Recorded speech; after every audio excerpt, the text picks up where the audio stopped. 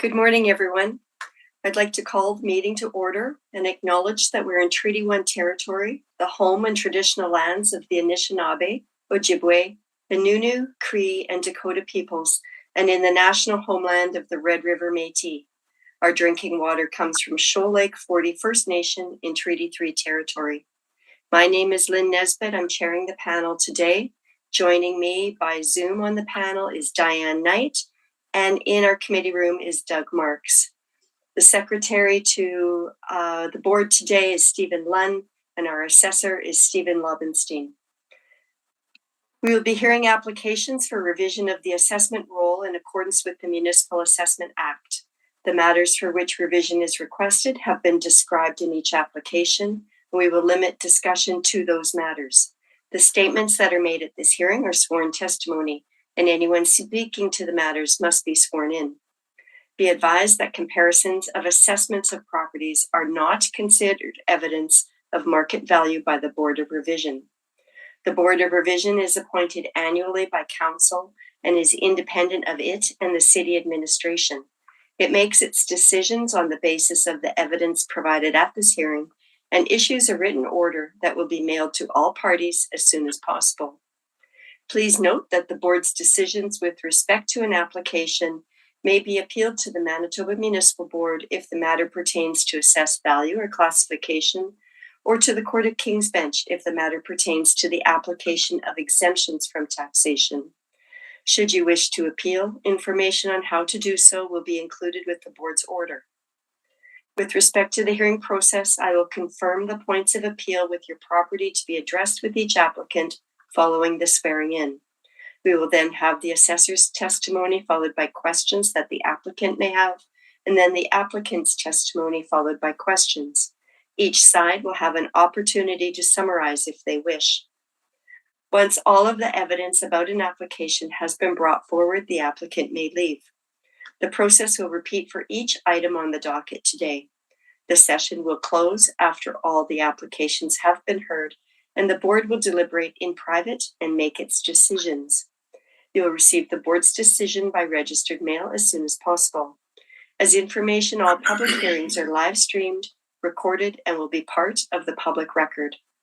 We will be hearing items number 1, 6, 9, and 10 on our docket today. Mr. Lunn, can you please affirm the assessor's and applicant's testimony? Mr. Assessor, please state your full name. Stephen Lobenstein. Affirm that the evidence you're about to give at this hearing is the truth, the whole truth, and nothing but the truth. I do. Thank you. And Mr. Smith, please stand. Please state your full name.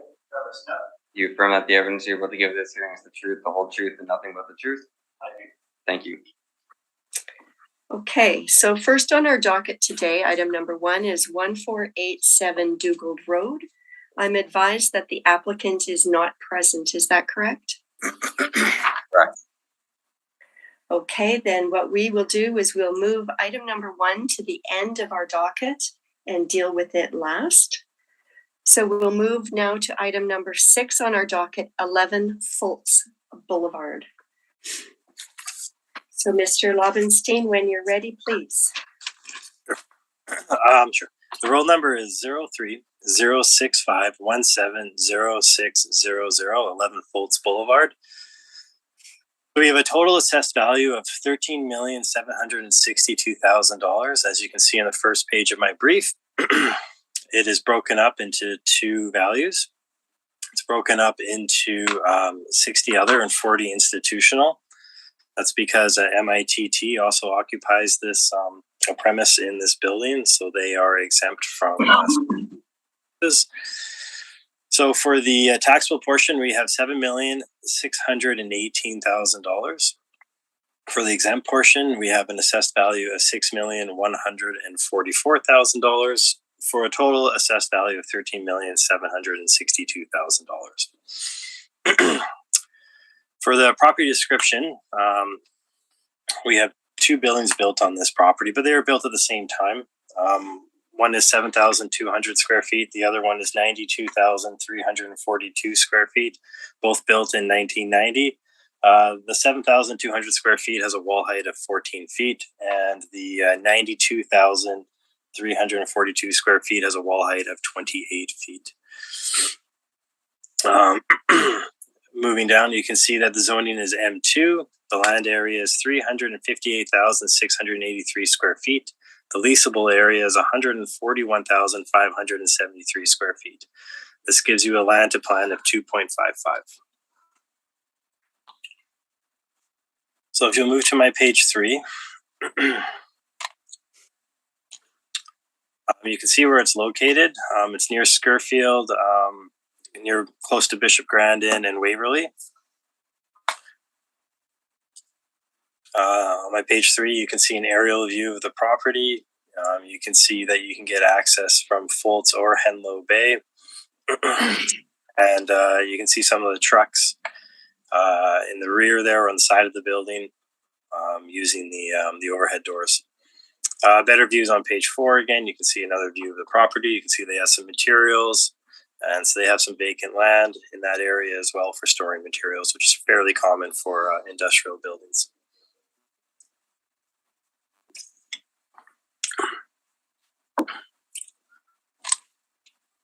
So moving to my page 5, this is the income workup. So this would be the taxable portion of the income workup.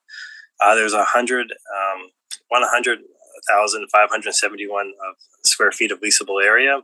We're using a model rent of $5.93 a square foot. Our model rent is based off market rents. So we get a potential rent of $596,386. We're applying a 3.5% vacancy rate. Again, that's a model vacancy. That's based off the market as well. Our expenses of 3%. Shortfall of $3.85 per square foot. We're applying our model capitalization rate of 7.15%. And this is applied to our net operating income of $544,695 to get our estimated value of $7,618,000. So that's for the taxable portion. And then if you move to my page 7, I'll quickly go over the school exempt portion. For this portion, what MITT is occupying, we have 41,002 square feet. We're applying a rent of $11.59 a square foot. Again, our model vacancy of 3.5%, our expenses of 3%, and the same capitalization rate as 7.15%. And this will give us an estimated value of $6,144,000. So to get our model rents, we look at the market. And on page 6, you can see my market comparables for the taxable portion of the property. Due to the size of the property, you have to sort of expand your search out throughout the city. There's not too many local, but the one that is closest to the subject property is 13 Sony Place. When looking at market rents for industrial properties, we want to look at leasable area, average wall height, and effective year builds. Those are the main things we look at. So these properties are similar to the subject property as they range from 81,000 square feet all the way up to 228,000 square feet. The wall heights are similar as the property is at 28 feet. The comparables range from 19 feet all the way up to 34 feet. And the property being built in 1990. So again, due to how few comparables there are, you have to look at a range of ages. So we're looking at, for this size of building, so we're looking at comparables that's from 1966 all the way up to 2001. And again, you can see the net rents that these buildings are producing, and they range from $3.40 a square foot all the way up to $9. In terms of the lease starts and the lease terms, you just want to make sure that these leases are at market. So you can see there from, they start in 2008, although these are step-ups in 2008. So the more recent one was probably stepped up in 2018 or 2019. And then we have lease starts in 2019, 2012, and 2020. So they are fairly recent. And the lease terms are pretty typical for the market, ranging from 5 years all the way up to 20 years. Similarly, on my page 8, this is for the rent comparables for the office portion or the non-taxable portion. The leased areas are ranging from 31,000 square feet all the way up to 45,000 square feet. The wall heights range from 16 to 20 feet. The effective years built range from 1977 all the way up to 2018, and the net rents range from $11.95 a square foot all the way up to $15.50 a square foot. So these rent comparables support our model rents. Moving forward on my page 9, you can just see the blended income streams together. So you see income stream 1 and 2, and then the summary on the left-hand side. So this gives you an idea of what it looks like when it's blended together. And we get our estimated market value of $13,762,000. Moving on to my page 10, you can see the capitalization rates. So we're showing on our capitalization ratio, capitalized chart, the industrial is second from the top. Our 20th to 80th percentile ranges from 5.55 to 7.45. So this is where the majority of cap rates fall within the city of Winnipeg. At 7.15, you can see that this cap rate does fall within that range. We've supplied some outside sources, the 3 charts beside it, and you can see that they range from a low of 5.75 to up to 6.75. So we're a little higher in our cap rate than what the outside sources are looking at here.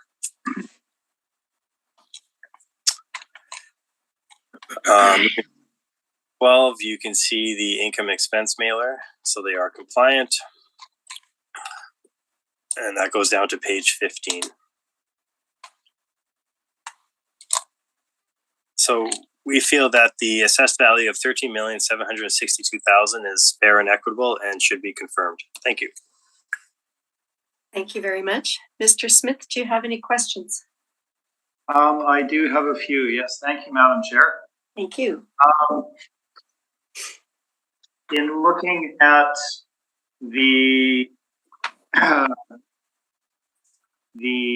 valuation model, this is both portions of the building. This is model-driven valuation, no overrides. Yeah, it's model-driven. Okay. And when I look at the leases in place, so for the storage warehouse, the city's estimated $5.93 a square foot. And the actual in-place lease is $5.50. And then similarly for the exempt portion, income stream 2, the city has used $11.59, and the in-place rent is $10 per square foot. Just wondering about that, with regard to the modeling being significantly over the in-place rents. Well, so a few things here. They didn't supply their rent roll. So on page 12 and 13, we never got it. So we only got an overall rental income for the building at $960,000 for the year. So I'm not too sure what the exact rents are here. That being said, so you said that for the warehouse portion is at $5.50 per square foot? Yes, for the 100,000+ square feet. So we're at $5.93, so I would say that's fairly accurate for the model. Again, you can look at comparables and you can see that there's Panet's $5.75, Gamble's $6. We have $5.50 on Inkster, so I would say it was modeled correctly. Okay, so just in the same vein, then, so the potential rent that the city has projected of $1,072,000 roughly is for the 110,000 roughly higher than the actual. So the actual, they're saying their net operating income is, again on page 12 I'm looking at, they're saying it's $960,000. Again, I don't have their it's hard to say that this is a good income and expense mailer, which is why I'm not using it as a reference. So yeah, they're at $960,000. We're at a total of our blended on my page 9, our blended net operating income is $983,000. So I mean, we're not too far off. We're like just over $20,000 off. No, so their gross potential was 960. In any case, I'll move on from that.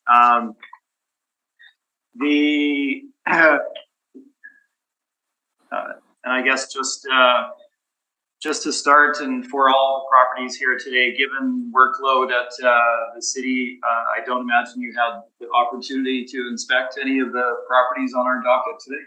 I have not inspected any of the properties on the docket today, no. Thank you. So looking at your page number 6, then the comparables for the warehouse portion of the property.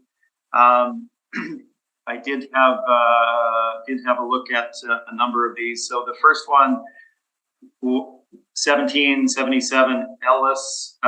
This is more of a commercial retail property, is it not? With Napa Auto Parts close to the boulevard.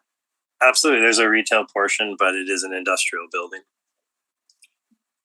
And then both 1530 Gamble Place and 1370 Gamble Place. So they both are essentially the frontage roads on McGillivray between Pembina and Waverley. Is that correct? Yeah, they are on McGillivray. Gamble Road's on McGillivray near Waverley. Yeah, it's also actually it's right by Stoney Place there, so it's in close proximity to the subject. So they would both have significantly greater profile than the location of the subject in terms of visibility, profile, traffic, etc. Sure, but I mean, for industrial properties, that's not overly important. It's not a retail property. It's not a commercial property. I don't think they have any retail space in there, so I don't really think the profile is as important for industrial properties. And so just looking at some of the newer ones here. So 230 Panet Road, built in 2001, slightly higher wall height. That is a Dufresne furniture store, I believe, is it not? 230 Panet? Yeah, that was my indication.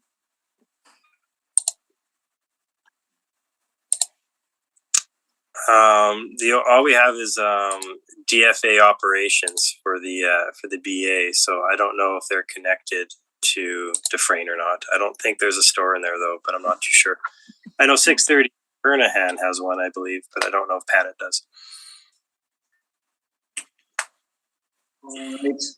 And then the other one that I was looking at, 1370 Stoney Place, so built in 88. 6 foot higher wall height, so you would have greater room for racking in a warehouse with higher wall height, I imagine, right? Sure. I mean, that's probably why the rent's slightly higher than than we have modeled for the subject. Okay. And 1750 Inkster, the last one there. This is an Artis REIT owned property. Is that correct? Not too sure. Just give me a moment. It is, yes. So that property was fully renovated or extensively renovated in 2015 with a new loading court put on, the old low office taken off and improved, new dock and grade level loading, levelers, doors, office. The exterior was redone. Would that change the rental rate?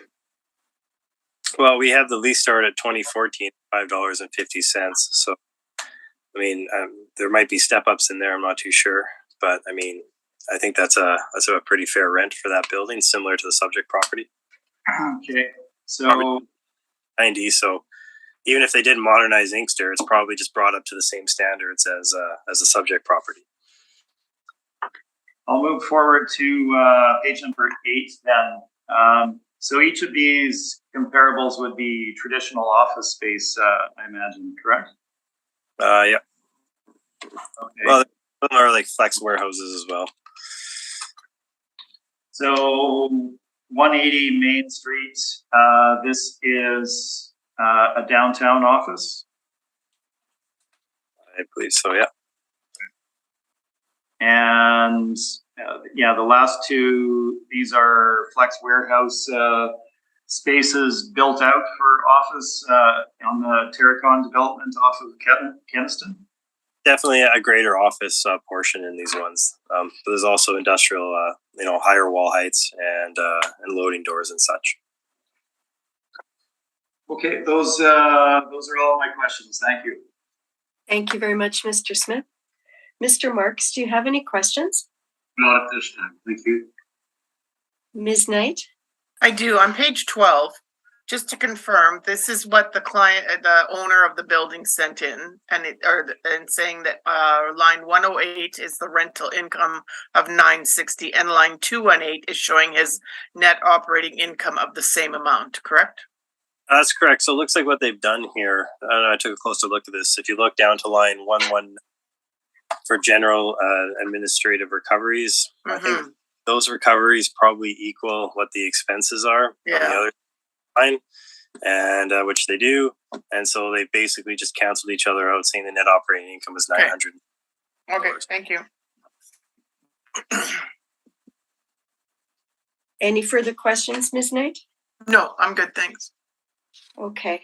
And I have no additional questions. So, Mr. Smith. Thank you, Madam Chair. So 11 Fultz is our property today. You can see an exterior photo of the property on the front of our brief.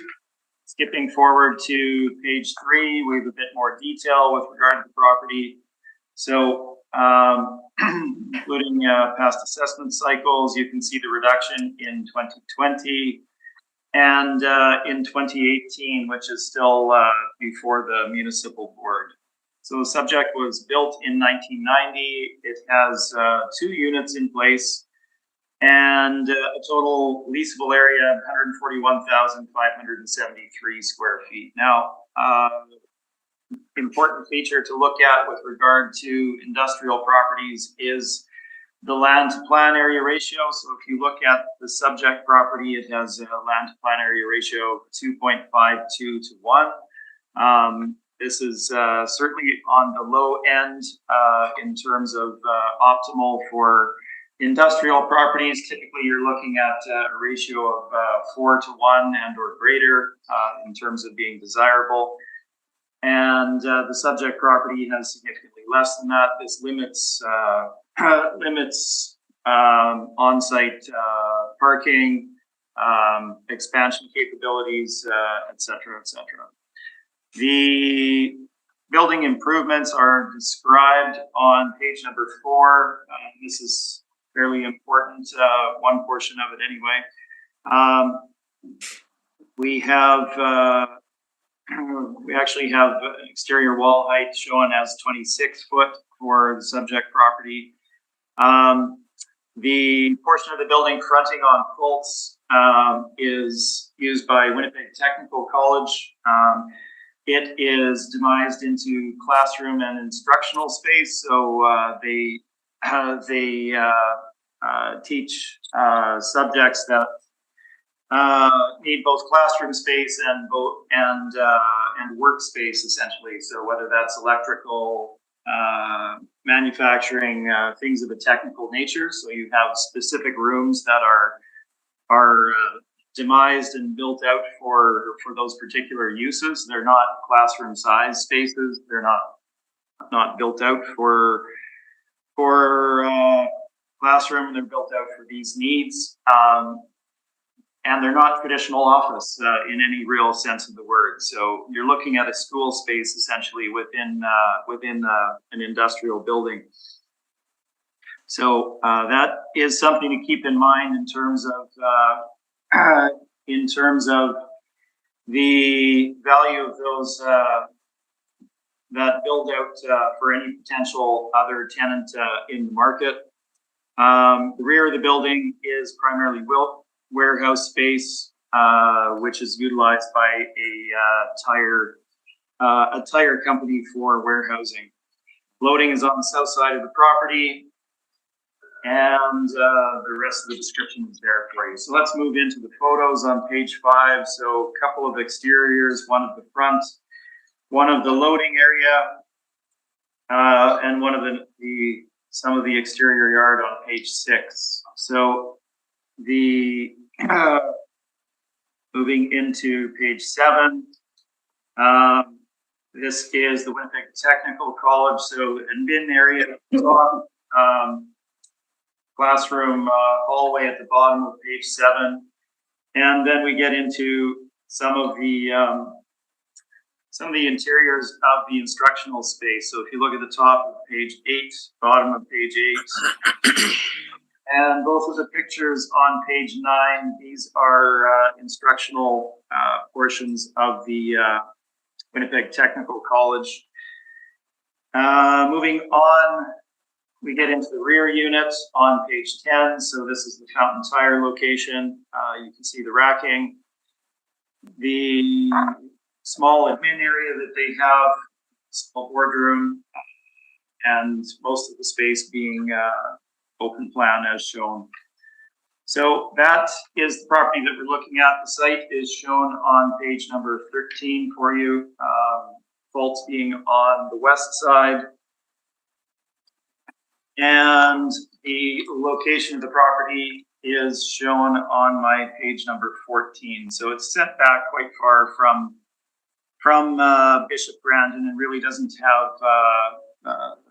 have a great deal of profile, and is indeed shielded somewhat by an auto dealership that's been relatively recently constructed. Let's move on to the actual valuation on page number 17.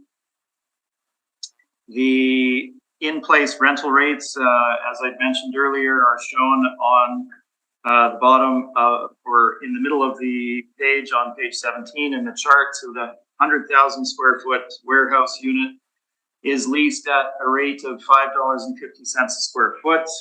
This has stepped up since the beginning of their term, and it does extend into the future. The 2012 lease for the Winnipeg Technical College at the front of the building, 41,000 square feet, is at $10 per square foot, and similarly that has changed over time. And does extend into the future as well. So those rates are set, and in looking at purchase of the property, an astute investor is obviously not going to pay for rent that they're not going to receive. So they wouldn't be projecting greater rents than they will actually receive. These are the in-place rents. And the property does produce that $960,080 as a gross figure. So for comparison, we have our rental rates at the bottom of the page. I've kind of broken it out into two components. One centering around the 40,000 square feet in terms of size, and then larger leased spaces as shown at the bottom of the page. So the subject property is shown at the top. And if we look at our comparables, the first one's running between a low of 22,000 up to 45,000 square feet. So framing the property essentially, we have leases in close proximity to the valuation date of April 2021. And significant wall heights as well, extending up to 28 feet. And meridian, while it's not indicated there as we didn't have a specific measurement for it, it is in the 28 plus range as well. So let's look at the lease comparables. Our rental rate range runs from $5.50 per square foot for property on the corner of Dugald and Lagimodier. So again, high profile property at 35,000 square feet, leasing in 2018, up to $7.95 a square foot on 89 Bunting in Inkster Industrial for property leased in 2020. Now that particular property, I believe, has significantly more office space in it. So the leases there obviously range in lease rate, running up to $8.50 a square foot for the newly built 75 Meridian. Now, I've provided photos of quite a number of these. You can see 75 Meridian shown on my page number 20. So this is I'm going to say newly constructed building. I realize I don't have the date in there. It's been built within the last 5 years in Northwest Winnipeg. Beautiful flex warehouse space, and that's leasing at $8.50 a square foot. Bottom of the page, we have larger space that has been leased, running from 734,000 square feet up to 228,000 square feet. So the 1370 Sony property, I believe this is the same one that the city has provided. This is Brewers Direct lease. This property fronts right. Sony Place is essentially a service road just off of McGilvery between Pembina and Waverley. You can see the very large Brewers Direct sign there. Lots of traffic, lots of exposure. And they have a lease beginning in 2008, with step-ups at $6.33 per square foot. That being built in 88, higher ceiling height at 34 feet versus 26, and obviously greater racking ability with that additional height. 1000 King Edward, the last one, number 9, 2019 lease at $5.95 a square foot. While the property was built in 66, it has been significantly updated following sale. This is the former Safeway warehouse on Route 90 and has been redeveloped, has a 25-foot wall height. And we have a lease there in the 2019 timeframe for just under $6 a square foot. So these are the comparables that we felt were most appropriate. Again, you can see the photographs of them on the following pages, and the quality versus the subject. Subject certainly is not poor quality by any means, but you can see the comparison to the ones that I provided here and make the appropriate estimate of whether the in-place rents are fair market rents. We believe they are at $5.50 and $10 per square foot. So we are using the in-place rental rate. We can skip forward to the expenses in the valuation. With regard to the expenses versus the city, we have only made the adjustment with regard to the expense allowance. Each of the panel members here has heard my discussion on that. We use the 7% the city formerly used for the reasons that I've stated and are in my brief, versus the city's 3%. That's our only difference with regard to the expense portion of the valuation. And we can move forward to capitalization rate. So the subject property, we need to apply an appropriate market capitalization rate in order to determine the fair market value. So what we've done on page 24 is provide you with a bit of background. We have our own capitalization rate study as shown on page 24 with 5 different sales. These sales range between a low of 6.6% for a multi-tenant property fronting on Route 90 in the Polo Park area, up to a high of 7.8% for a property in the heavier industrial area of St. Boniface, that being a single tenant property as well. So the majority of the cap rates that we're seeing in our study here are between 7% and call it 7.5%. The subject property is well located. It is well constructed. They have solid tenants, it appears, in place with leases that extend into the future. So they would receive a solid cap rate. If we look at the commercial brokerage participants, they're giving us ranges between 6% and 7.25% for investment grade assets. We've applied an overall capitalization rate for the subject property of 7% in our analysis. Based on this information, if you look at my page 30, you can see the summary of our valuation at the top of the page, with the City of Winnipeg's valuation adjacent to that on the right-hand side. So applying the 7% cap rate, making the appropriate deductions for assessment purposes of the vacancy allowance, expense allowance, and shortfall amount, we arrive at a final market value of $12,038,000.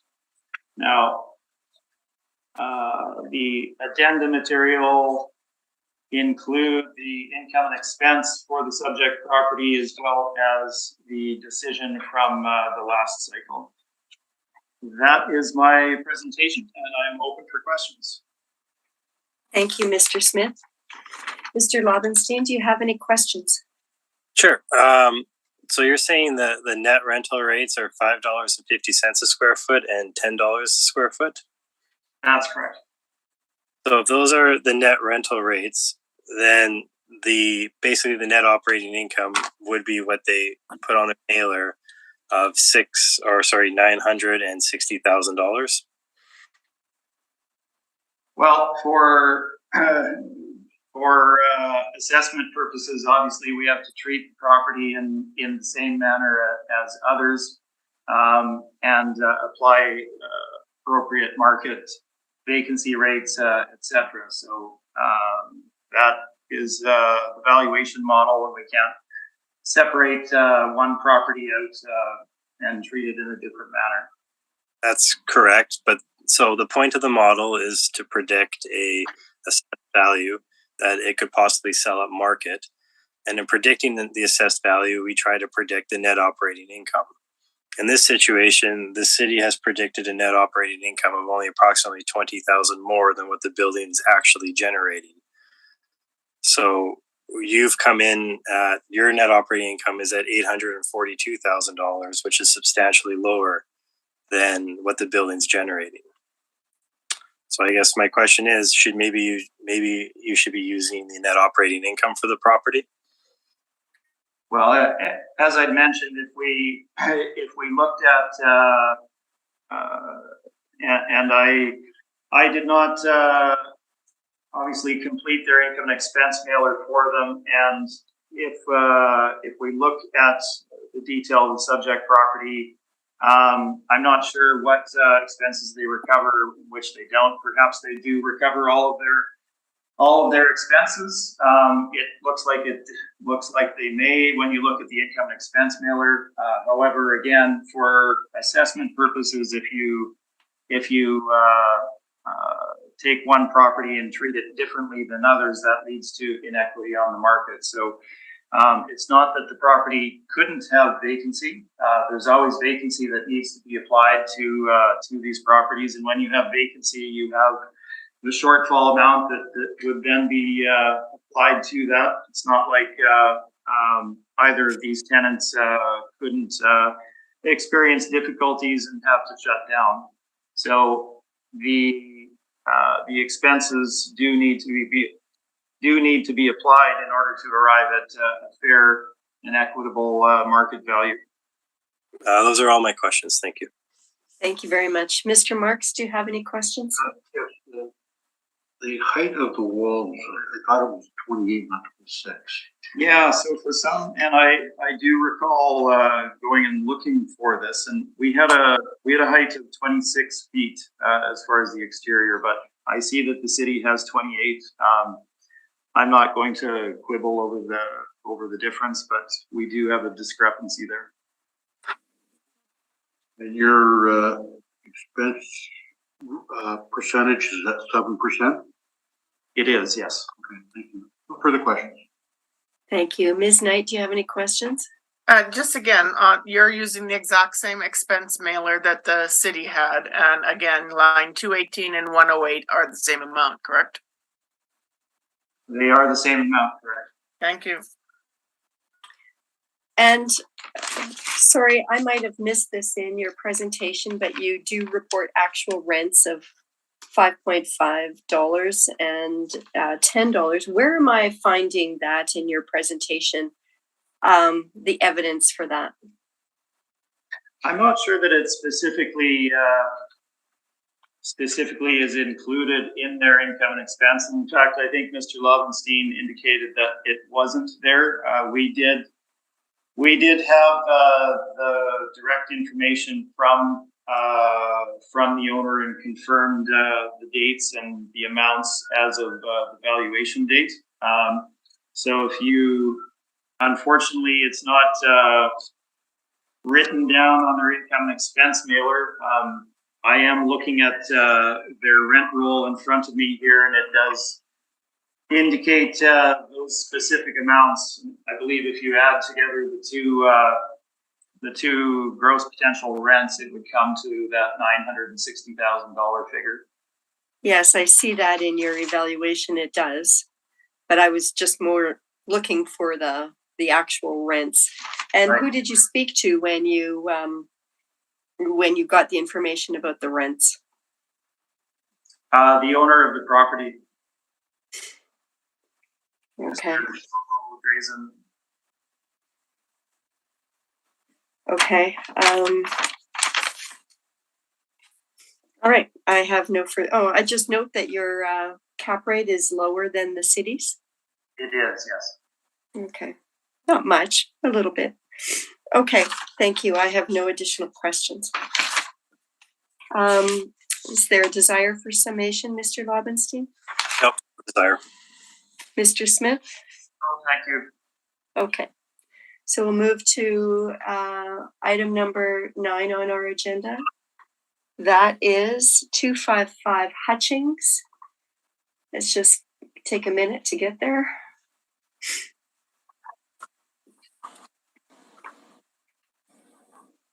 Okay, Mr. Lobenstein, when you're ready. Sure. The roll number is 14064041300 255 Hutchings Street. We have an assessed value of $5,175,000. Under property descriptions, you can see number of buildings is 5. So this property has been built up over a period of time. It was initially built in 1968 with 50,000 square feet. And there was also an office portion at that time at 8,878 square feet. In 1970, they added an addition, a 17,000 foot addition.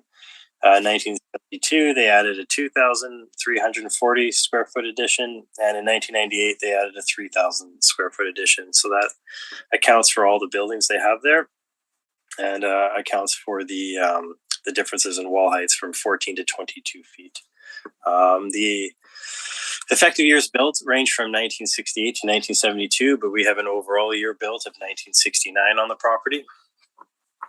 We have a plan area of 139,948 square feet. We have a gross floor and leasable area of 81,392 square feet for a land to plan of 1.72. Moving down to my page 2, you can see the property did sell on July 21st of 2016 for $3.2 million. And on my page 3, you can see where the property is located. It's located in the Inkster Industrial Park, near Keewatin and Selkirk Avenue in Inkster. That'd be the north west part of the city. Page 3, you have an overhead look at the property. You can see they can gain access from Hutchings. On page 4, you can see where the overhead doors are in the rear. The office is in the front. And there's also some parking in the front as well, with another overhead door in the front. So this brings me to my page 5, which is the workup. So we're looking at a leasable area of 81,392 square feet. Our model rent is $5.15 a square foot. This gives us a potential rent of $419,169. We're applying a 4% vacancy to that potential rent, 3% expenses, and $3.85 per square foot for a shortfall. This gives us a net operating income, or a potential net operating income, of $377,796. We have a capitalization rate of 7.3%. To give our estimated value of $5,175,000. So our model rents, $5.15 a square foot, is based off the market.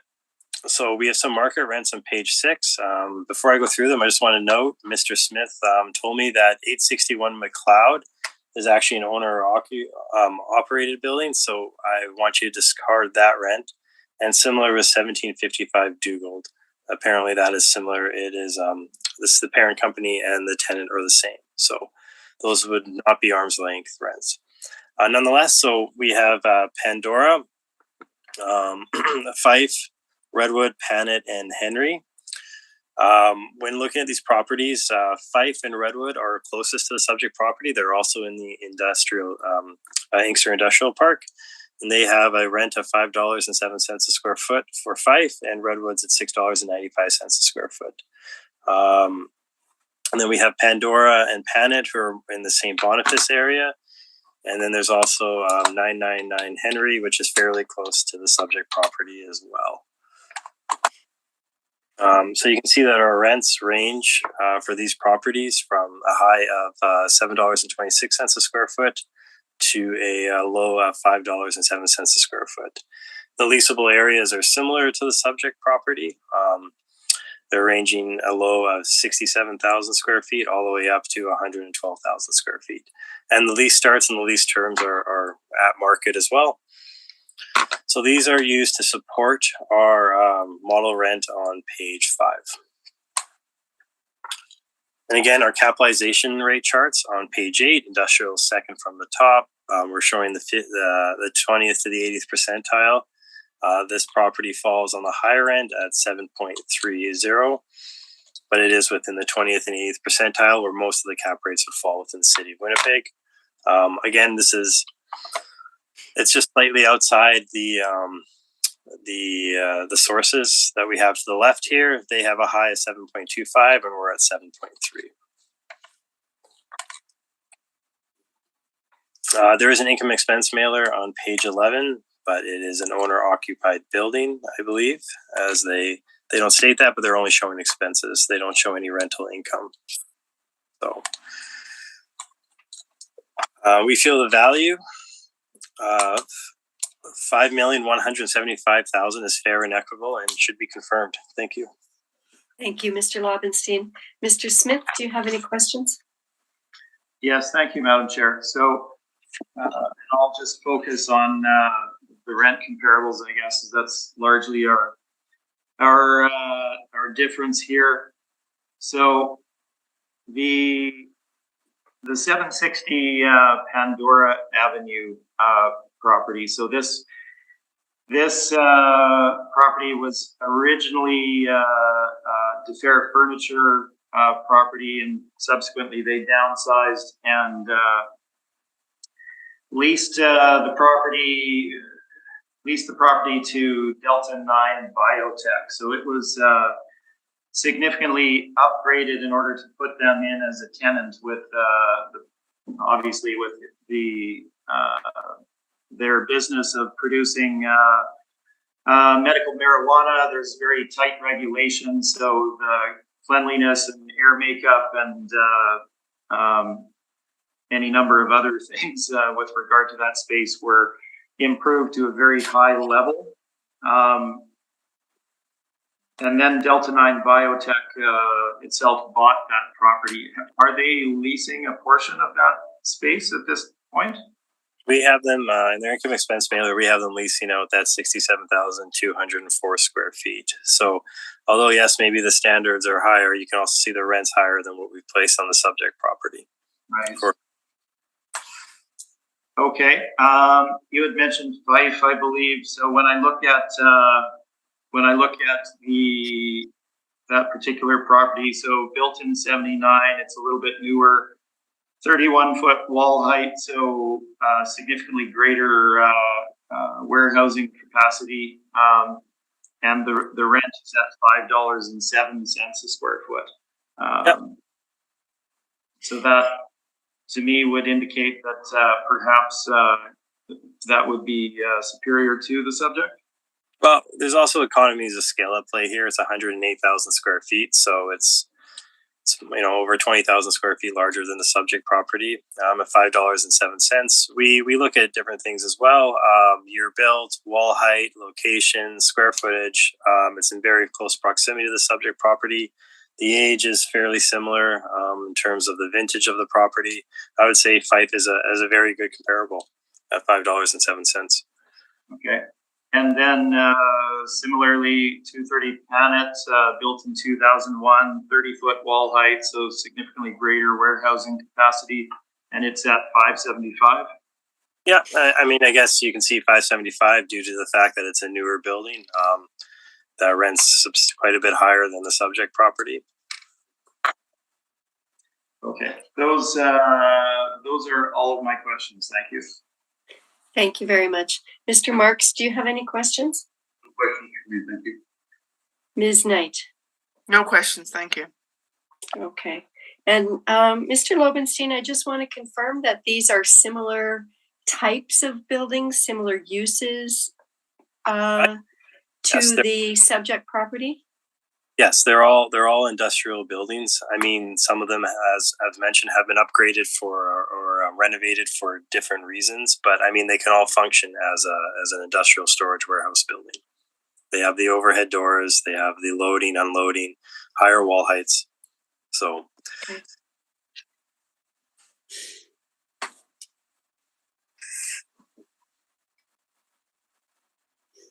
Okay, Mr. Smith, whenever you're ready, please. Okay, thank you, Madam Chair. So our property, 255 Hutchings Street, it is owner-occupied, single occupant.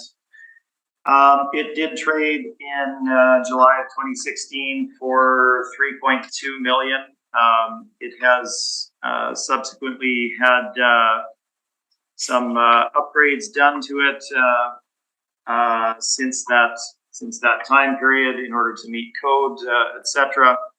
So that's taken into account in our valuation. If we look at my page number 3, we have a bit of background on the property for you. So we're looking at 2023 assessment of $5,175,000. This is an increase of $1.1 million from the reduced 2020 assessment, which was reduced to $4,075,000, as you can see.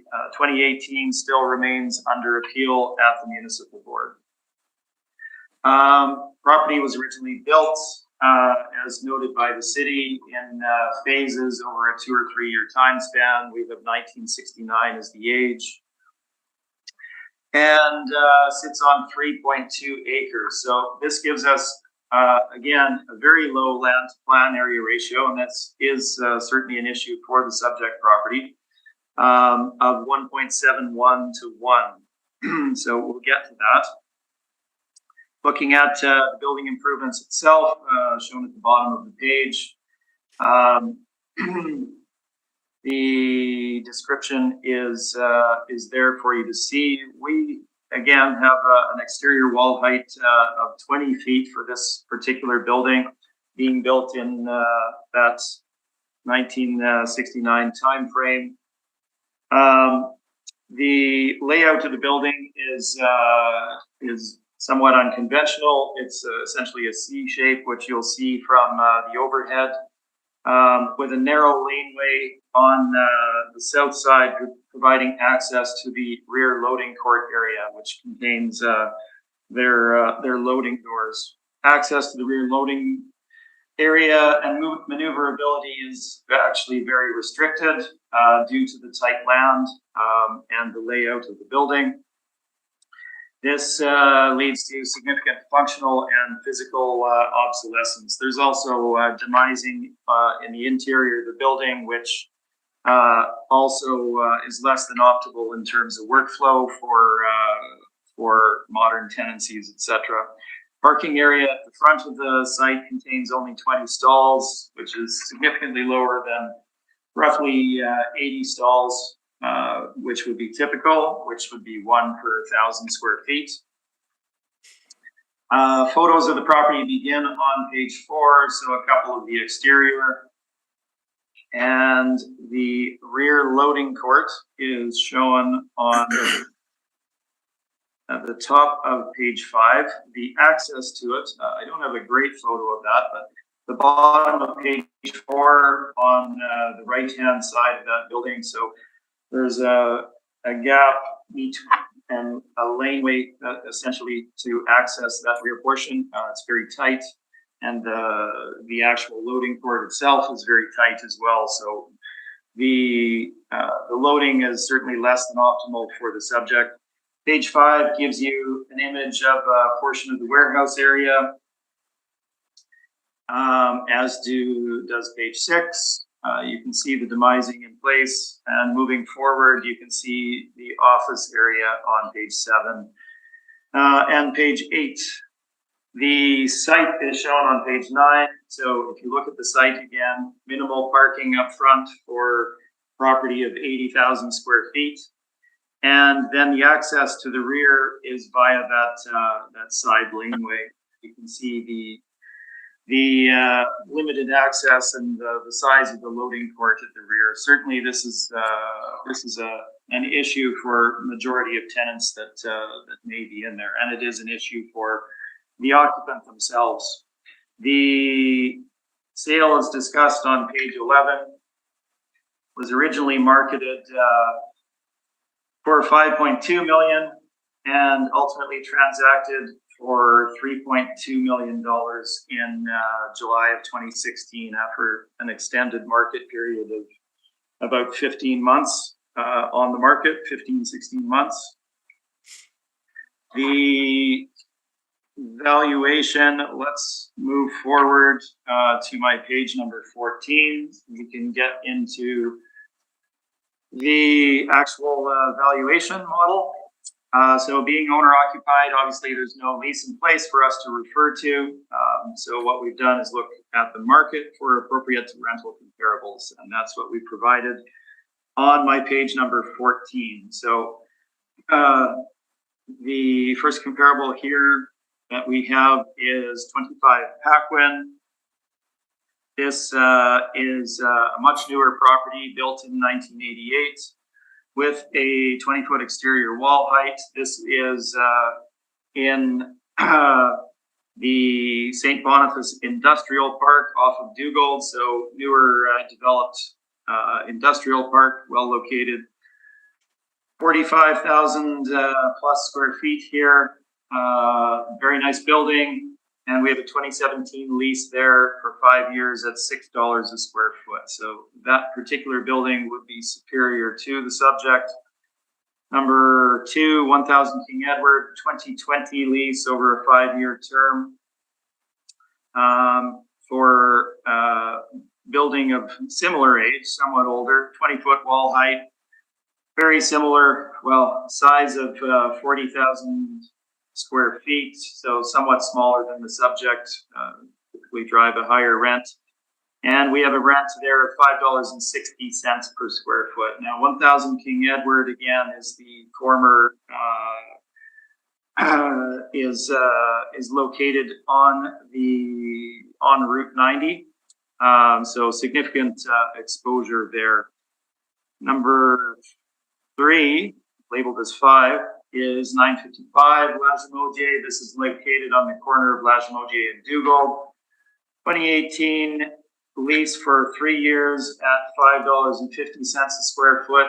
Property has significantly greater wall height, very similar age to the subject, 1965, and is somewhat smaller at 35,000 square feet. So again, would typically drive a higher rent.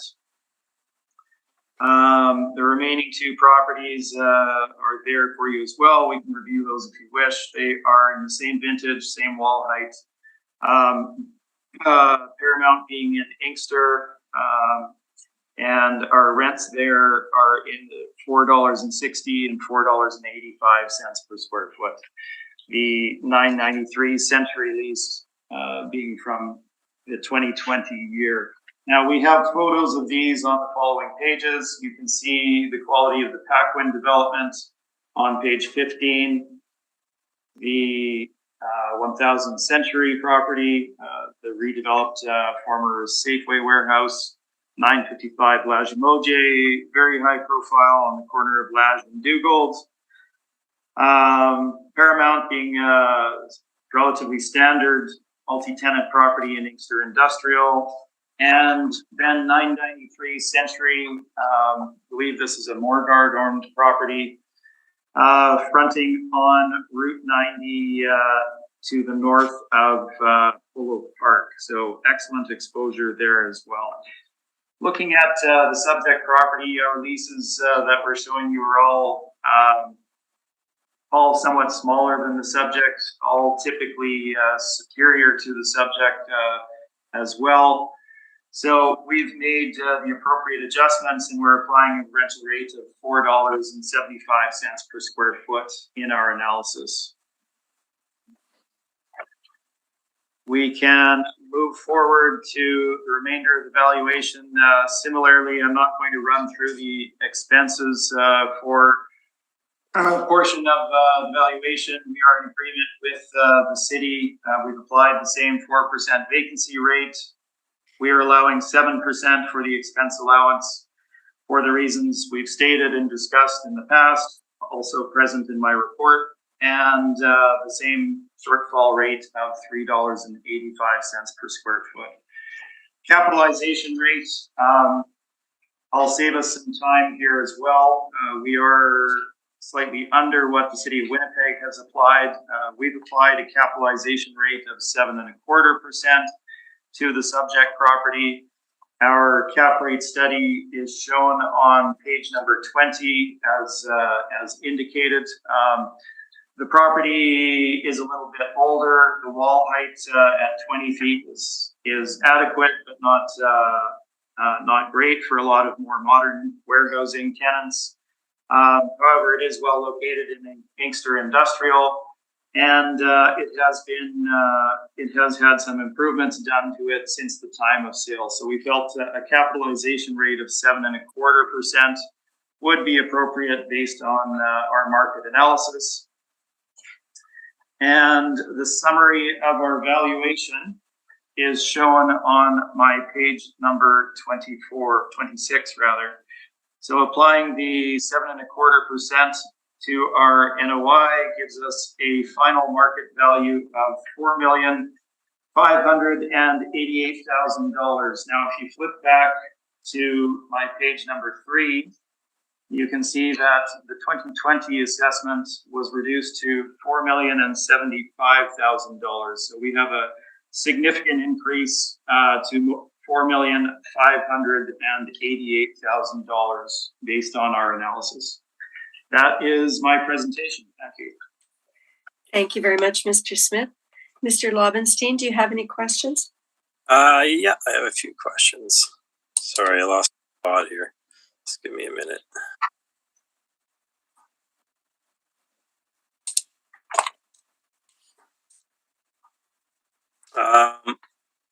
On your page 26, sorry, you have 2 City of Winnipeg workups. I'm a little confused. Is that last cycle's workup on the far right? Yes. So the middle one is 2023, and right-hand side is 2020. So they should have been labeled. I apologize for that. Yeah, I didn't know if you were bringing in two values or not. I wasn't too sure what it was. Okay, I guess my main question is that your rent comparables that you've produced average $5.31 a square foot, and you're coming in at $4.75 a square foot. Can you explain that?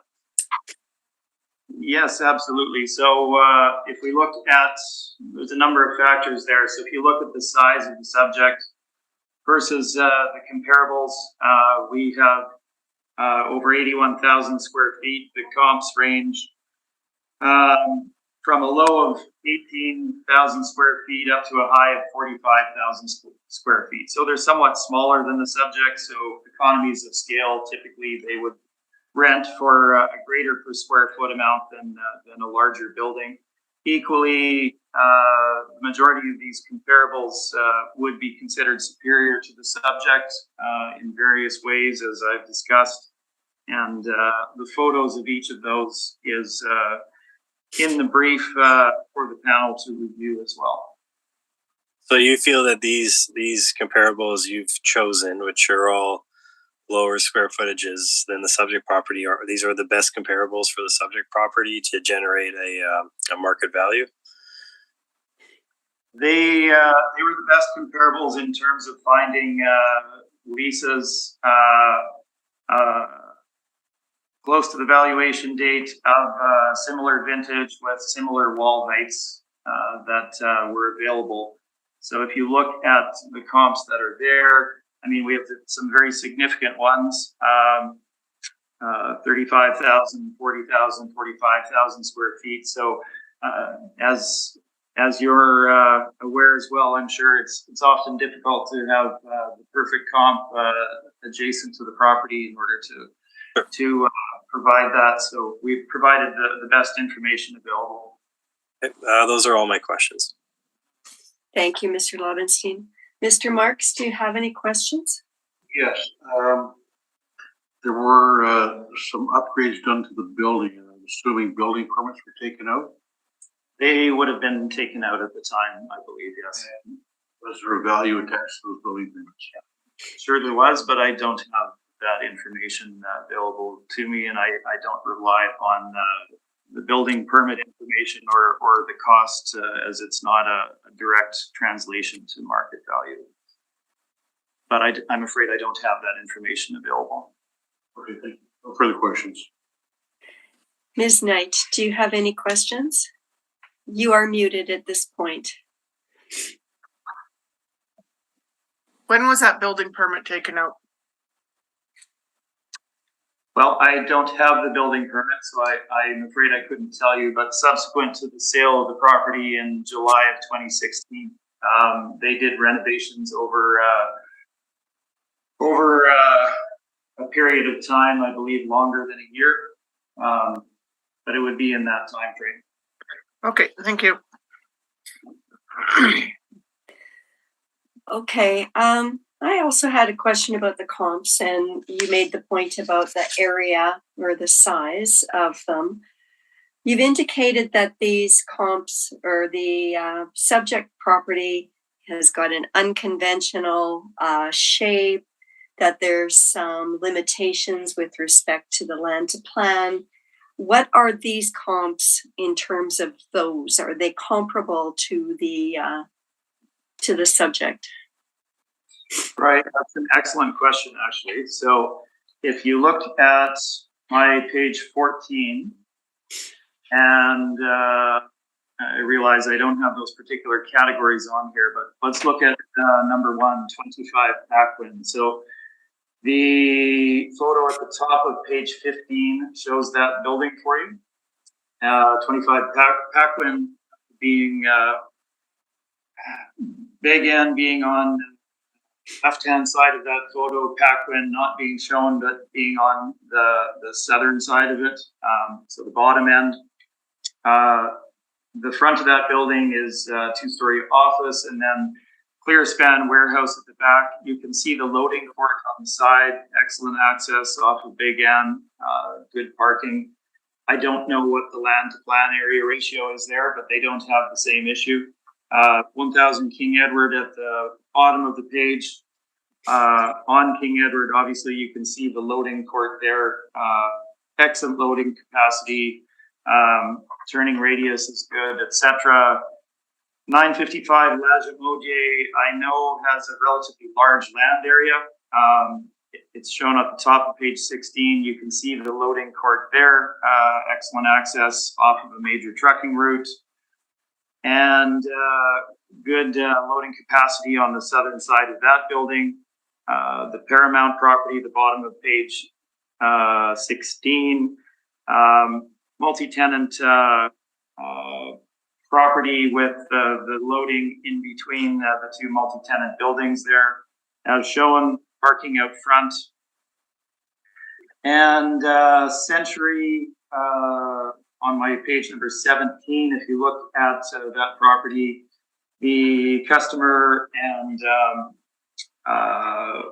employee parking is at the front of that building with loading at the back. It's a little bit more flex warehousey in terms of the tenancies that are in there often have more office space and a little less need for say dock level loading and high warehouses, etc. So the loading there would not be as optimal as some of the other comparables that are shown.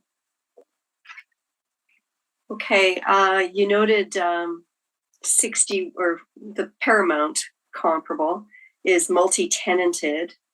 I assume unit 61 is only one of those tenants? Well, 61 to 155 is the broad range of the whole development.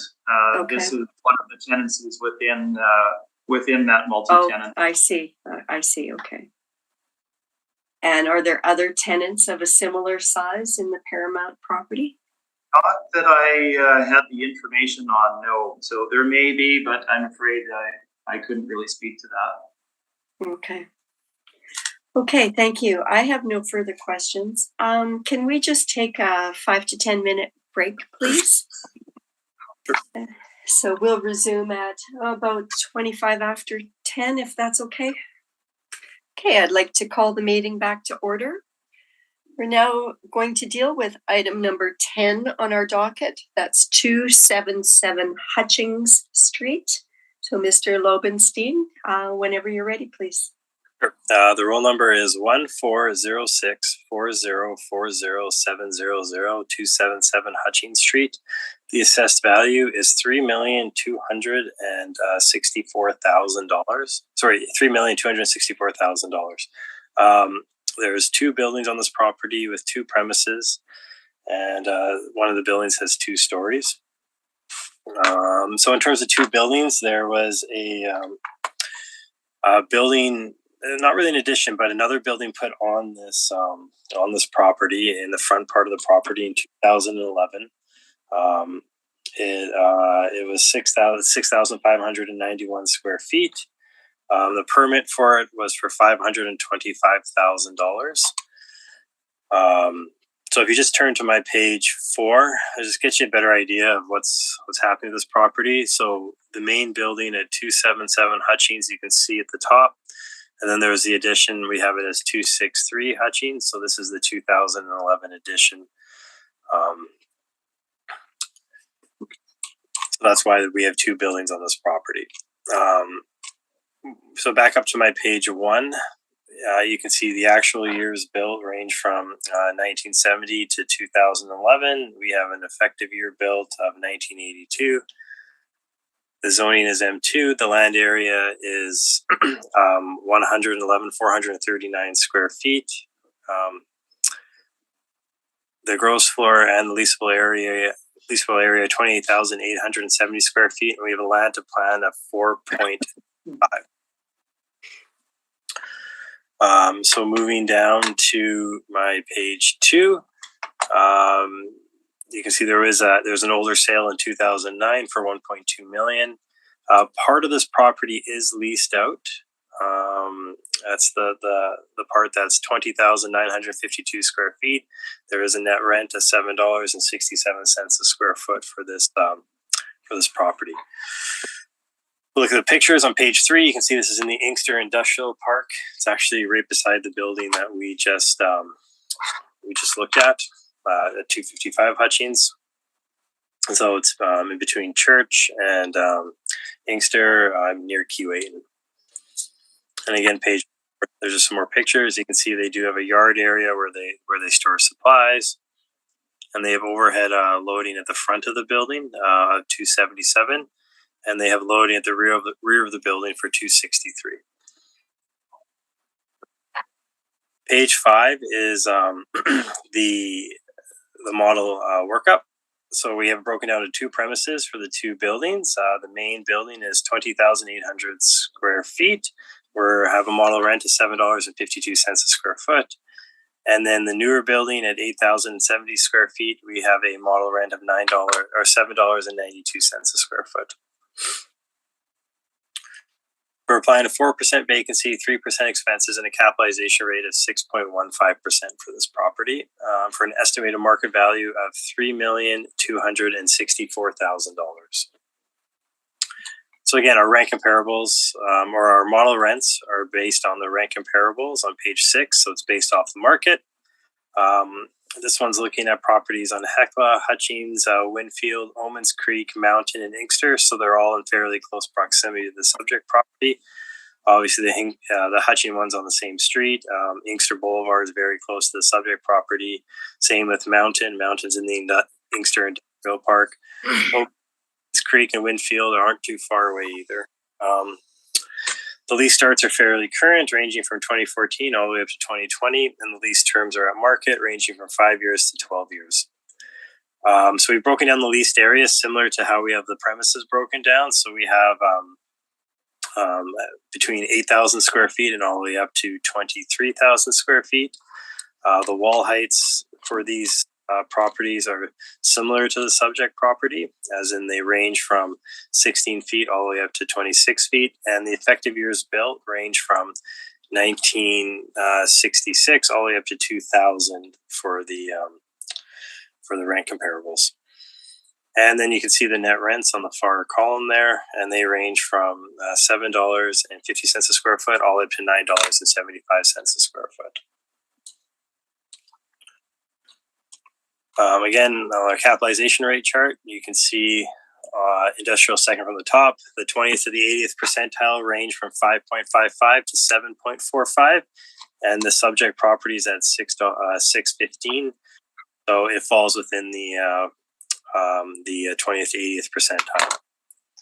And similarly, this falls, if you look at our charts beside it with the outside sources, at 6.15, it falls between their ranges as well. So on page 10, you can see this is the income expense mailer. They've marked off it's partially owner occupied. The income type they have marked off as gross here. And so you can see the expenses. You can see they're generating recoveries as well. And then on the on page 12, you can see the owner occupied portion and the tenanted portion. You can see the monthly rent of $13,392, which would work out to $7.67 for a net rent. So yes, when we consider all this, we feel the assessed value of $3,264,000 is fair and equitable and should be confirmed. Thank you. Thank you, Mr. Lobenstein. Mr. Smith, do you have any questions? Yes, thank you, Madam Chair.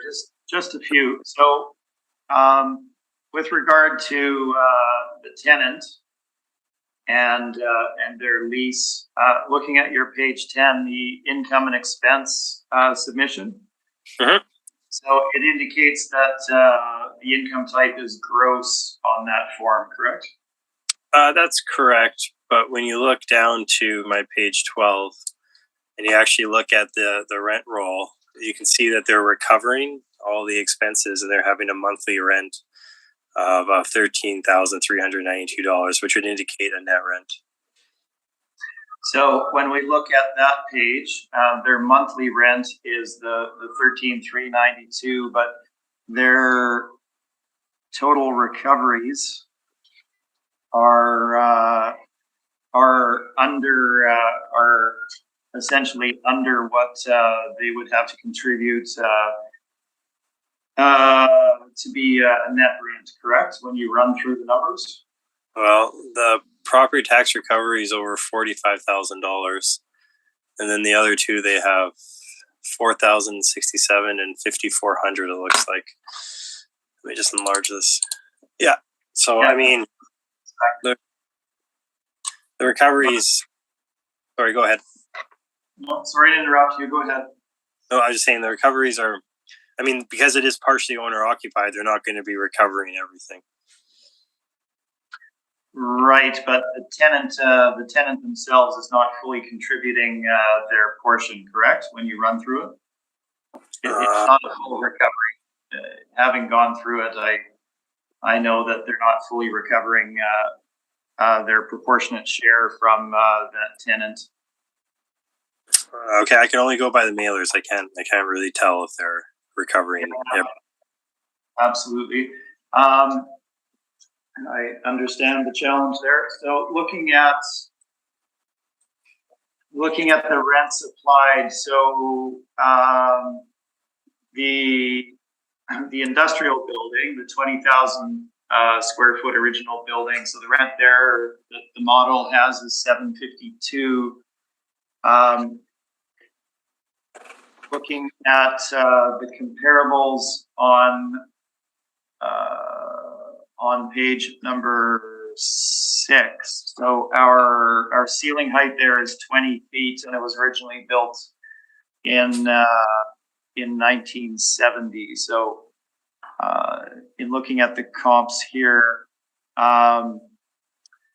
Winfield Way built in 2000, 23-foot wall height, much more modern building, and they're generating $755 per square foot. Yeah, Winfield Way. Yeah, so definitely newer than the subject property. Similar wall height. The land to plan for it's 2.62, so quite a bit lower than the subject property. This is an interesting one too because it's actually built on a cul-de-sac for an industrial property, which is quite rare, which kind of impedes access for it. So, but they're still generating a rent of $7.55. So, 3,000. So again, similarly, 1330 Mountain, also being an Inkster industrial, built in 87. So newer, significantly newer than the subject, and we have 4 feet higher racking height with 24-foot exterior wall height. So that would be superior to the subject as well. Yeah, it is superior in that sense, which is why the rent is higher than the subject. And then I guess my only final point there would be none of these are office tenancies or majority office tenancies, are they? The smaller spaces? No, these are all industrial properties. Okay. And the capitalization rate that was applied of 6.15%. So in my discussions, I guess, in other hearings on industrial, age and effective age is a large driver of that. Would the 2011 construction date of the much smaller building be skewing that capitalization rate downwards? Yeah. So, sorry. Yeah. When we add a building onto it, we definitely will be adjusting the effective year built. So as I mentioned before, we adjusted it to 1982. It extends the life of the property, obviously, as you have a new building put on it. So in looking at your site plan on page 3 and just the overall size, so we're 8,000 square feet for the newer building and 20,000+ square feet for the older building. So it's under a third of the. It's a separate building to start with, so it wouldn't change the original building at all or its lifespan. But it's only a third of the less than a third of the overall space for the property. Is that accurate? Well, it's at 8,000 square feet, and the original building is at 20,000 square feet. So it's over a third, but I mean, it's a new building they put on there. It increases the ability for income for the property. They have the ability to rent it out, or in this case, they're renting out the other building and the owner's using the new one. So, I mean, it's definitely a positive for the building or for the property. Okay. Those are all of my questions. Thank you. Thank you, Mr. Smith. Mr. Marks, do you have any questions? No questions for me, thank you. Ms. Knight, do you have any questions? You're muted, yeah. I do not. Okay. Neither do I. So, Mr. Smith, whenever you're ready, please. Okay, thank you, Madam Chair. To start with, I do have an adjustment to my market value for the subject property. So I'm going to make an upwards adjustment to $2,555,000. 2,055,000? No, 2,555,000. 2,555. That's correct. Can I ask you what that's based on, please? Capitalization rate based, and I'll get to that portion. Sure. So looking at the subject property, 277 Hutchings Street. So it is partially owner occupied. The owner decided to develop a building for themselves on the site. It is obviously the newer building being built in 2011, and it is nearly entirely office space, traditional office space. There is a portion of the building at the rear of the building that has an overhead door and could be considered warehouse, but it forms a small portion of the overall leasable area for that newer building. So it's essentially an office building on the site. We look at Inkster Industrial Park. There are no office buildings of any substantial nature out there. There's one or two smaller, older ones that are located on Inkster itself. I can think of a radio station that's there and things of that nature, but it's an industrial area. There's not a lot of demand for office space, so that needs to be kept in mind as well. It's a newer, well-constructed building. It's just overbuilt for its purpose in the area, that particular portion of the property. Now, looking at the subject property, so we have an exterior on the front of my report, as you can see, that being the new building. We'll get into the photos of the entire thing in a bit. My page number 3 gives you a bit further background. The property is zoned M2. Original age 1970, with the newer building built in 2011. And total leasable area of 28,870 square feet. Now, the land plan area is not an issue for this particular property. Looking at the land plan area of a little over 4. Photos of the property begin on to my page 4. Pardon me. The page 4 gives you 2 shots of the newer building. So that is the office building. You can see the office component. So there's 2 heights there. The office component stretches back into that rear section. At the bottom of page 4 as well, there's a 2-story portion of it, and essentially the we'll call it warehouse portion, is where the grade level door is at the rear there. We'll see an interior in a minute. Then we have exteriors of the older building on page 5. You can see the yard at the bottom of page 5. And then we get into the interior. So page 6 is the new building. As you can see, it's office space, owner occupied. Their staff kitchen is shown on page 7, and the rear, we'll call it warehouse building at the rear of the property, where property owner stores some vehicles. And then we get into the main building for the site, that being the original 1970 building with the 20-foot wall height. The office space for that is significantly dated, open plan, as you can see on page 8. And then the actual building itself is shown on page number 8. You can get an impression of the warehouse portion of it there. Fairly straightforward. And the site plan is shown on page number 10. Now, one thing to keep in mind in terms of the land to plan area ratio for the subject is the setback from Inkster. So if you look at Inkster, the city has a specific setback that's required for potential future expansion of the roadway. As you can see, all of the neighboring buildings are set back to the same degree. So a lot of that land area is on that frontage that is not available for use by the property owner. The location of the property is not shown on page number 11. I see that that was not adjusted. I apologize for that. Clearly, it's adjacent to the property that we just dealt with in Inkster Industrial Park.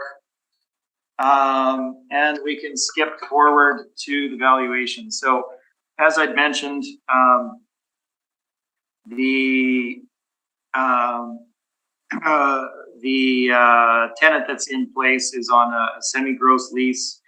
Their gross amount is $7.67 a square foot. We add their recoveries to that and make deductions, and their proportional share of expenses. And the resultant net rate is $4.39 a square foot for the tenant. The owner obviously is owner occupied, so there's no in-place rent there. So let's look at the rental comparables. As shown on the bottom of page 14, we've given you a range of properties here. 25 Paquin, we've already discussed previously.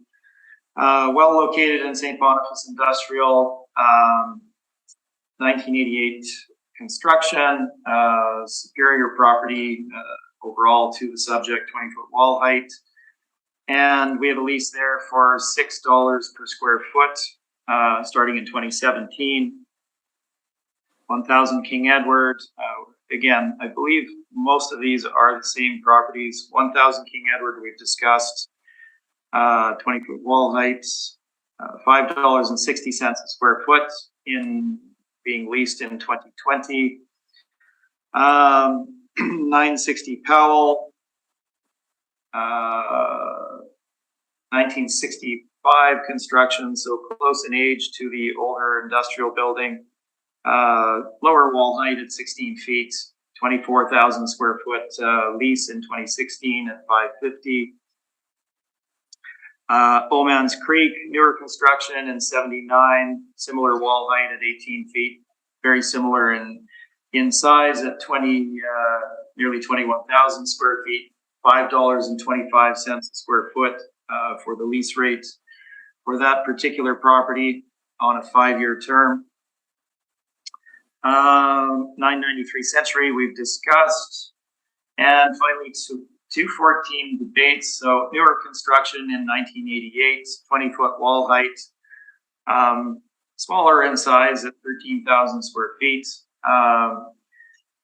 well located in the St. Boniface Industrial Park, and we have a $6 per square foot lease rate there starting in 2017. So as you can see, each of these lease rates is under what the city is projecting for the subject, and well under obviously the semi-gross lease that is in place. So the 439 that results from the property, we would consider to be somewhat under market.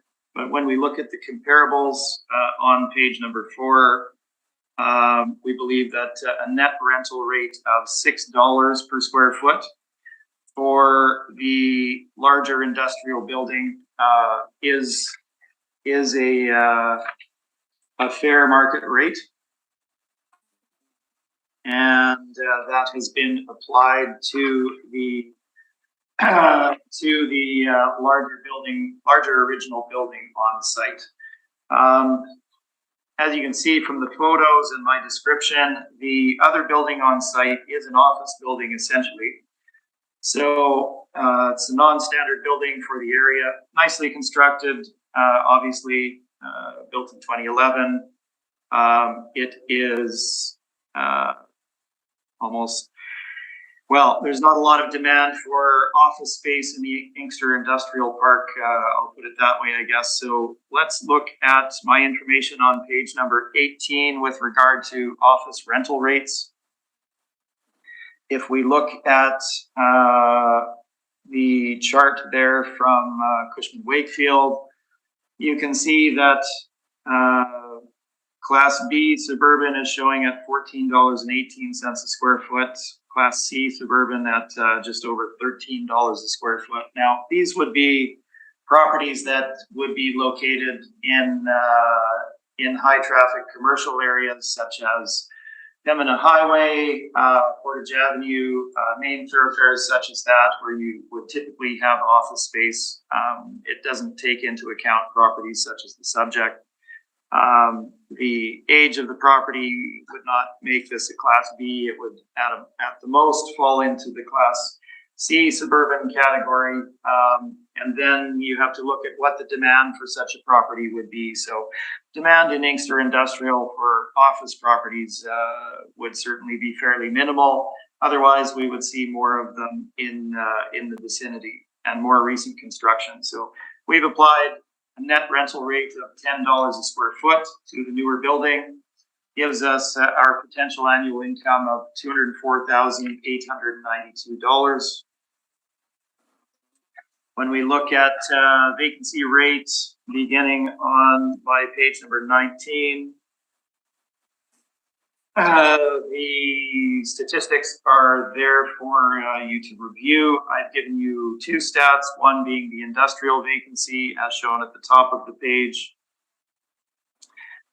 Johnson report ranging between, for investment vacancy, between 7.6% and 7.7% at year-end 2020.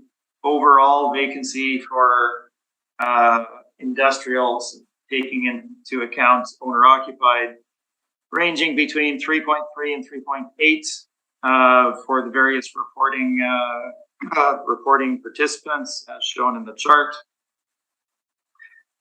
This is obviously a tenanted property for the industrial component. When we look at office vacancy, as shown at the bottom of the page, and we go down to Class C suburban, we're looking at ranges of 9.4%, 17.2%, and 5.3%. Now, the office portion here is obviously owner-occupied, so we're not necessarily saying that it is going to experience that same vacancy, but the stats are there for you. And as you look at the investment vacancy for industrial at over 7%, we believe that a vacancy rate of 6% would be appropriate for the subject, taking into account all of this data. The expense allowance, you have heard our discussion on that. We're using 7% and the same shortfall as the city of Winnipeg and we can move on to capitalization rate. So as I'd indicated at the beginning of my presentation, I have made an adjustment to my valuation for the property. I have changed my cap rate to 6.75%. Reason for making the adjustment, and we don't, having had a little bit further opportunity to look at the property, look at the age of obviously the newer office component of the property occupied by the owner themselves, looking at the land to plan area ratio, which again, I mentioned a lot of it is frontage that's not available for use. It is in the 4+ range. I do believe that a cap rate of 6.75% would be appropriate for the subject. So let's look at the market stats for that. We look at Collier's for the Collier's capitalization rate publication for the end of 2020, they're indicating capitalization rate range of 6 to 6.75% for investment grade industrial assets. And CB Richard Ellis is indicating a range of 6% to 7.25%. When we look at our own capitalization rate study at the bottom of page 22, we range from a low of 6.6% up to 7.8% for a heavier industrial use in a heavier industrial area. Now, majority of the caps are in that 7 to 7.5% range. We don't have anything up to, in the year and a half prior to the valuation date, as there were exceptionally few investment transactions in that COVID timeframe. So we'd love to have that data available. However, as indicated, the COVID pandemic had a significant chilling effect on investment transactions in our marketplace, industrial as well. So we don't really have a lot that we can point to with regard to cap rates in that specific time frame. Looking at the information available and making the appropriate comparison between the subject and our comparables here, I believe a cap rate of 6.75% would appropriately capture market value for the subject. So my valuation is summarized on page number 28. The two components of the income are blended together for an overall rental rate of $7.10. That's the average between the two. We've applied 6% as far as the vacancy rate, 7% expense allowance, the same shortfall as the city, and using a cap of 6.75% gives us a final market value of $2,555,000. And that is my presentation. Thank you, Mr. Smith. Mr. Lobenstein, do you have any questions? Yeah, just a few. On your page 14, you have your rank comparables. None of them are in the Inkster Industrial Park where the subject property is located. Can you explain to me why you felt that these are better comparables to go outside of the park than actually use comparables inside of it? So, as I think you probably indicated earlier in our hearing there, it can often be difficult to obtain comparables that are in the exact area of the properties that are under appeal, and that was the case in this particular instance. We didn't have properties that I felt were directly comparable to the subject in terms of age, size, ceiling height, all of the things that we typically look at in the immediate vicinity. So we tried to find the best comparables out there.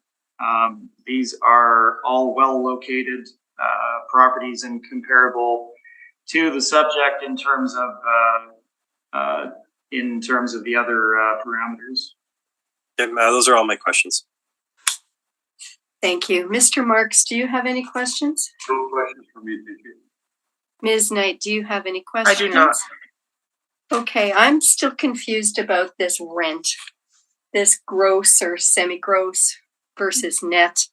Can you take me through the math, Mr. Smith, as I am looking at the INE? Just have to find it and flip it around.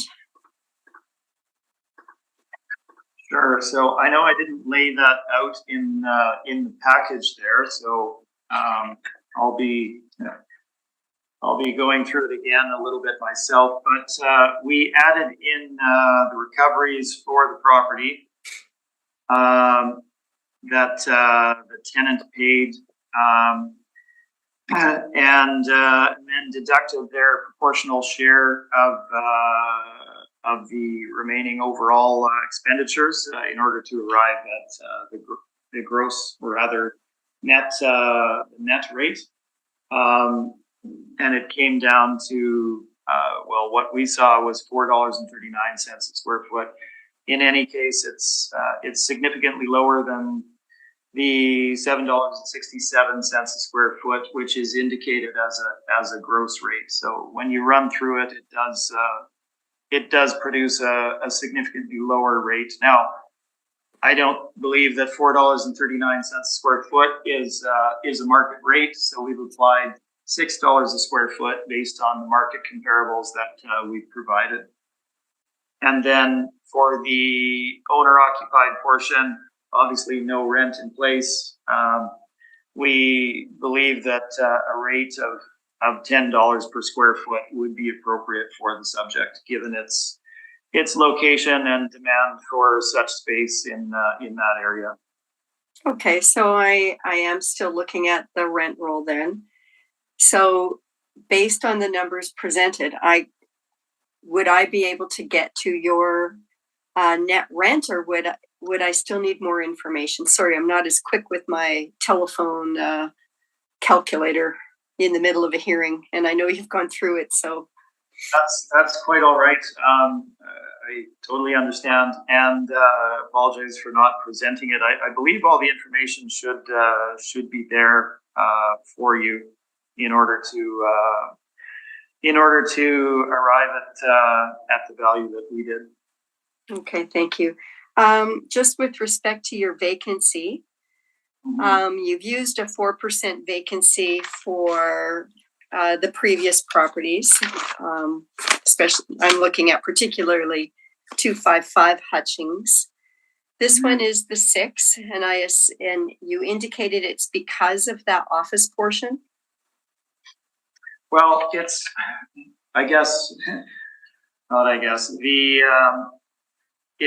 partially because of the office portion. Now, obviously, it is owner occupied, so we recognize that. What we do in arriving at the overall valuation for properties is also take into account each aspect. So you don't necessarily want to separate each one out and necessarily apply exactly what the market stats will show, as that doesn't always reflect what the value we believe the subject property would have on the market would be. So if we had applied the industrial vacancy rate that the Johnson report is indicating of 7% plus for a number of those properties, that would probably be inaccurate. The property on Fultz is well tenanted, so we don't see necessarily the same risk of vacancy there that these stats were showing. Mind you, there should be vacancy applied. The other property was owner occupied, so again, I don't want to apply 7% there to the 255 Hutchings. The subject property is mostly tenanted, so over 2/3 of the property is tenant occupied, and then we have the owner occupied office building, and you can see the stats on that. Now, if for whatever reason the owner were to close their business or sell the property, etc. Then you have an office building in an industrial park that doesn't have a lot of demand for it, and the stats are there. So we felt that a slightly higher vacancy was applicable for those reasons based on the statistics. Okay, so just going back then with respect to the tenant that's here at 277 Hutchings, what was the length of the lease and when did it start? The tenant is there until, according to their notes on the income and expense form, they are there through August of 2023 versus the valuation date of April 1, 2021. So coming up within 2 years. And again, it's over 2/3 of the property that they're in, and their start date appears to be, my eyesight isn't always that great, but it appears to be 2012 as the start date for that tenant. So fairly long-term lease. Relatively long-term lease, but again, coming up within 2 years. Yeah, okay. All right, and then you noted that with your revised request, you're using a 6.75 cap rate. That's correct. Okay, thank you. Mr. Lobenstein, is there a desire for summation? I have no summation. Thank you. Thank you. Mr. Smith? No, thank you. Okay, then that concludes item number 10 on our agenda. So thank you very much, Mr. Smith. Thank you for your time, everyone. Thank you. Thank you. Okay, so I guess now we're looping back to item number 1 on our agenda, 1487 Dugald. I just, again, have we heard from our applicant yet? No, we have not heard from them. Okay, so the panel will go in camera right now and make a decision as to whether or not we will hear this appeal with the applicant being absent. So, Mr. Lobenstein, we're going to put you into the purgatory. Okay, I'd like to call the hearing back to order. The panel has discussed the matter, and we will hear this application in absence of the applicant. So, Mr. Lobenstein, if you could take us through item number 1 on our docket, 1487 Dugald, please. Sure. The roll number is 0605293000. 1487 Dugald Road. The assessed value is $2,082,000.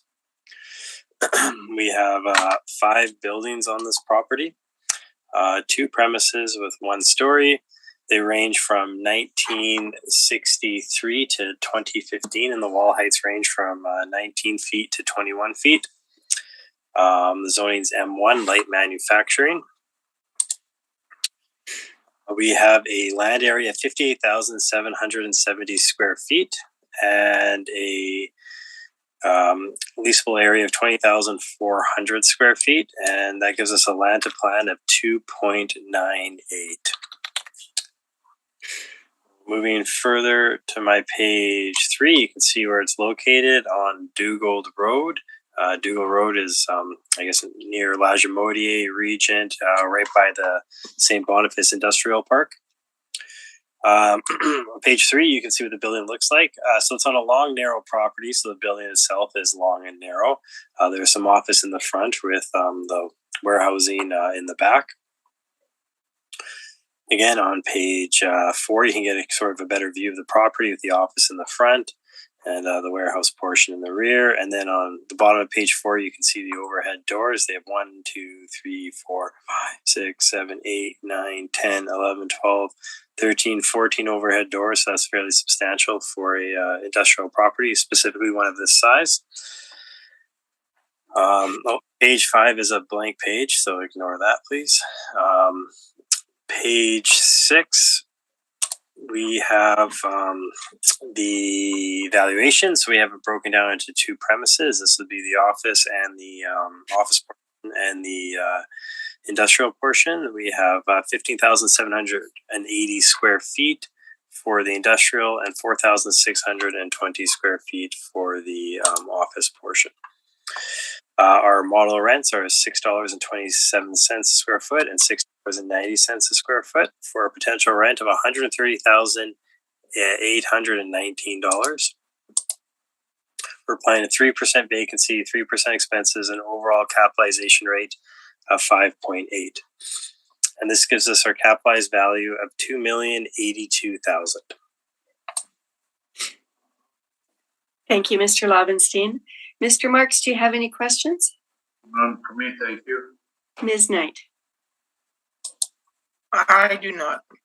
Thank you, and I have no further questions also. So thank you very much, Mr. Lobenstein. No problem. We've now heard all items on our agenda today, and this hearing is now adjourned. Thank you very much. Thank you. Take care. Thank you. Have a great day.